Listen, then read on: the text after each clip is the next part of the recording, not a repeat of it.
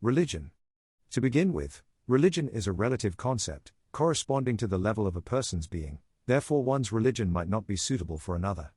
In other words, the religion of an individual of one level of being is not suitable for someone else of another level of being.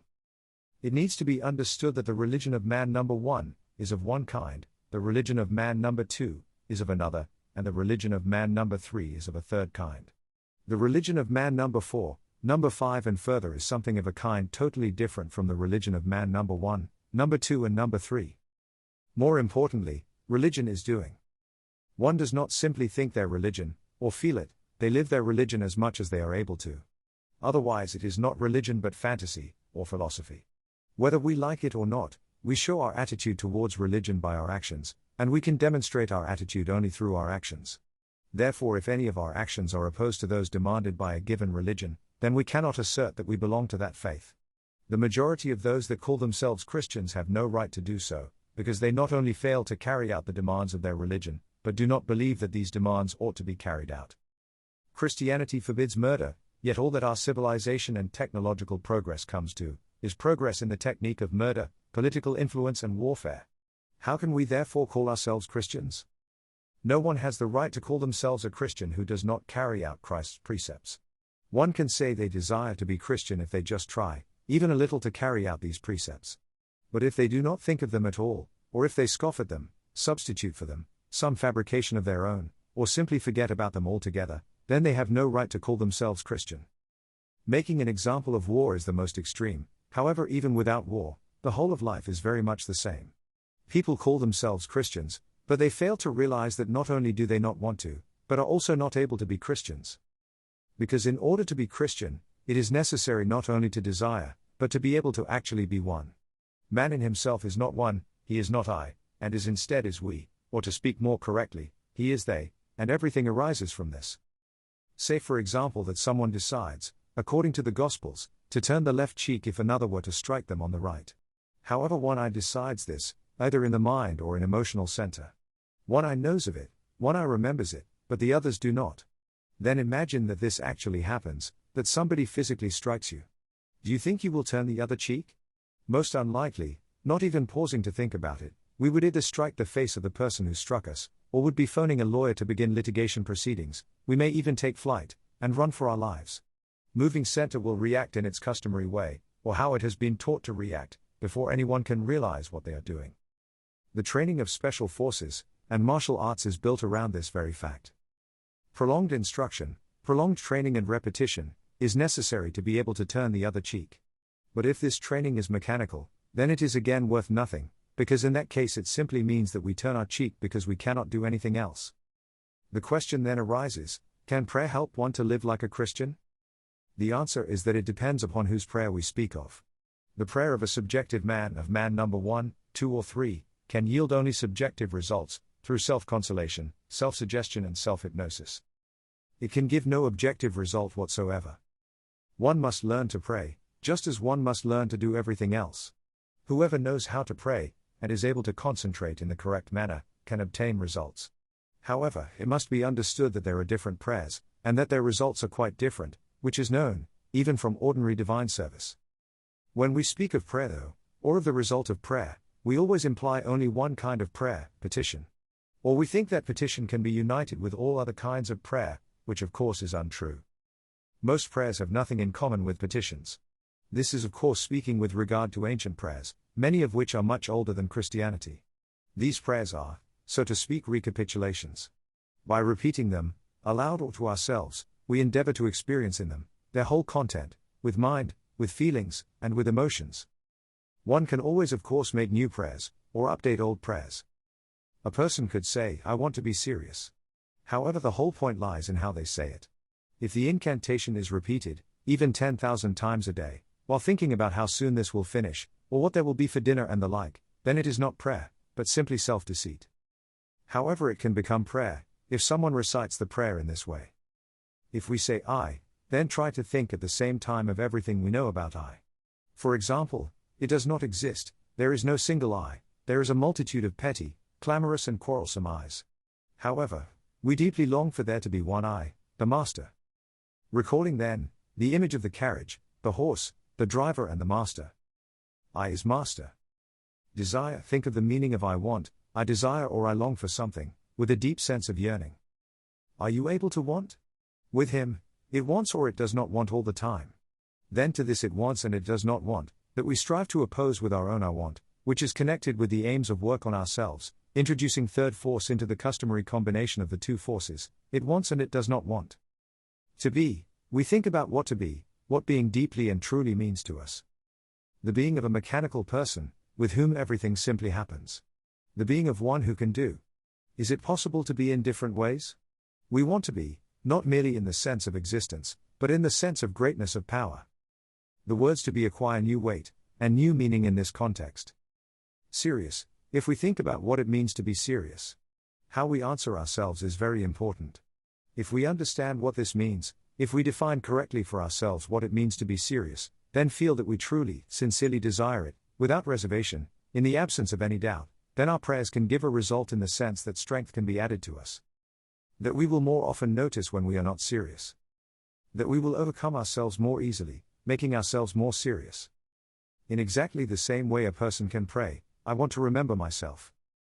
To remember, what does to remember mean to you? We must think about memory. How little we remember of each day, how often we forget what we have decided, what we have seen, and what we know. Our whole life would be different if we could simply remember. All of our misfortune and ills come about because we do not remember, or more importantly, because we choose to forget. Myself, again if we return to ourselves. Which self do we want to remember? Is it worth remembering the whole of ourselves? How can we distinguish what we want to remember? The idea of work, how can we connect ourselves with the idea of work? In Christian worship, there are many prayers exactly like this, where it is necessary to reflect upon every word, however they lose all sense and all meaning when they are repeated or sung mechanically. Take for example the ordinary, God have mercy upon me. What does it mean? Someone is appealing to God. They should pause, and think a little, they should make comparison, and ask what God is, and what they are. Then they are asking God to have mercy on them. But for this to happen, God must first of all think of them, and take notice of them. Is it worthwhile taking notice of them? What is there in us that is worth thinking about? Who is to think about us? God, the creator of all things? These thoughts, and others should pass through our mind when we utter this simple prayer. Then it is precisely these thoughts that could do for us, that which we are asking God to do. What can we be thinking of, and what result can a prayer give, if we merely repeat it like a parrot? God have mercy, God have mercy, God have mercy. You know yourself that this can give no result whatsoever, when what you are looking for is advocacy, or the transference of responsibility. Generally speaking, we know very little about Christianity, and the form of Christian worship. We know nothing of the history and origin of many things, yet we think that we do. For instance, the church, or temple in which gather the faithful, and in which services are carried out according to special rites. Where was this taken from?